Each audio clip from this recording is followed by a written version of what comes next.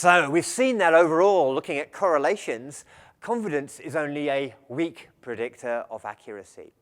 Well, some researchers have argued that using correlations to examine the relationship between confidence and accuracy is crude and nasty.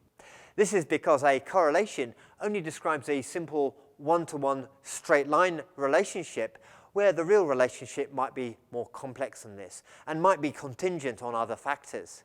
So, what happens when we use more refined and sophisticated techniques to look at the accuracy-confidence relationship?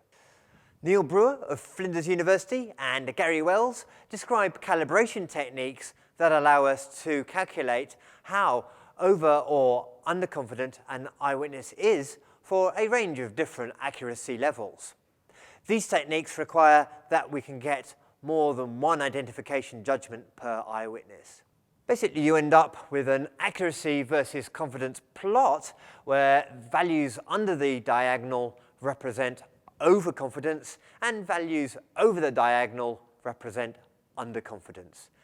Crucially, rather than just measuring accuracy as either being accurate or not accurate as before, we instead extract a full range of percent correct judgments. What Brewer and Wells found using these more refined measurement techniques was that it was possible to demonstrate much higher confidence accuracy relationships under certain circumstances than we found with traditional correlations. That is, confidence can be used as a reliable index of accuracy, but only under specific controlled situations. Of course, it's one thing demonstrating these effects in research studies and quite another to find a use for them in real-life forensic situations.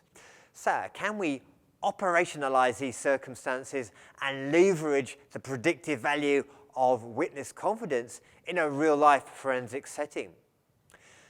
Well, this leads me back to what I was talking about in the presentations about lineups. Is there a better alternative to the traditional lineup?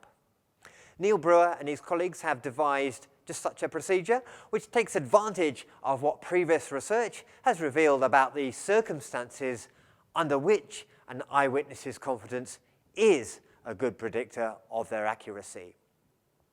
To start with, Brewer's procedure involves only taking account of confidence when an eyewitness does identify a suspect as the criminal. They don't ask the eyewitness to categorically identify anyone in the lineup as definitely being the criminal. So it is the confidence ratings themselves that are used to determine the likelihood that an identification is accurate or isn't accurate. Here's a demonstration of what their procedure might look like.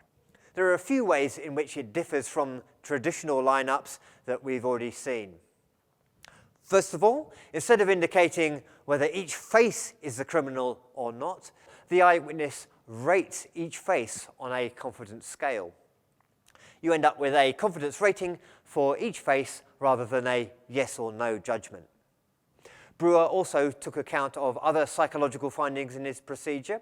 For example, previous research has found that the speed of making the identification was a predictor of identification accuracy. Fast identifications were more likely to be accurate, but slower identifications were more likely to yield false identifications, where it's been proposed that the extra time allows more biases to creep into the decision. So in Brewer's procedure, eyewitnesses are allowed no more than 3 seconds to look at each person in the lineup and make their confidence rating.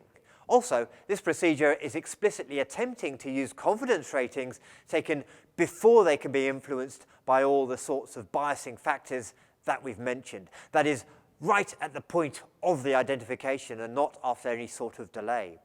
Finally, following the research described in the lineup presentation, eyewitnesses in Brewer's procedure view faces sequentially rather than simultaneously. At the end of the procedure, you just end up with a confidence rating for every face in the lineup without any yes-no judgments. Then Brewer applies a classification algorithm to process these confidence ratings in order to determine whether any of the faces were identified with sufficient confidence to be likely to be the criminal, using ratings of the foils as a baseline. That is, it is the confidence ratings themselves that are processed to determine whether the suspect is likely to be the criminal or not. Brewer and his team then tested their new procedure head-to-head with a more traditional lineup and found that it substantially outperformed it in terms of generating accurate identifications. They reported that decision accuracy was between 24% and 66% higher under their new procedure as compared with under the traditional lineup procedure. So it's another example, like Cognitive Interview and EvoFit, of how applying psychological theory in research can potentially lead to useful improvements in a problematic aspect of the criminal justice system. As with all of these things, there are limitations. For example, Brewer's team acknowledge that courts are unlikely to accept confidence ratings in the same way as black and white yes-no identifications for convicting people, even if they can be proved to do a better job. They also accept that in a courtroom setting, it's still the case that from a juror's perspective, an individual eyewitness's confidence is a poor predictor of their level of accuracy. However, they argue that at the level of the police investigation, there is no reason why their new technique couldn't be used to improve eyewitnesses' ability to identify the right person.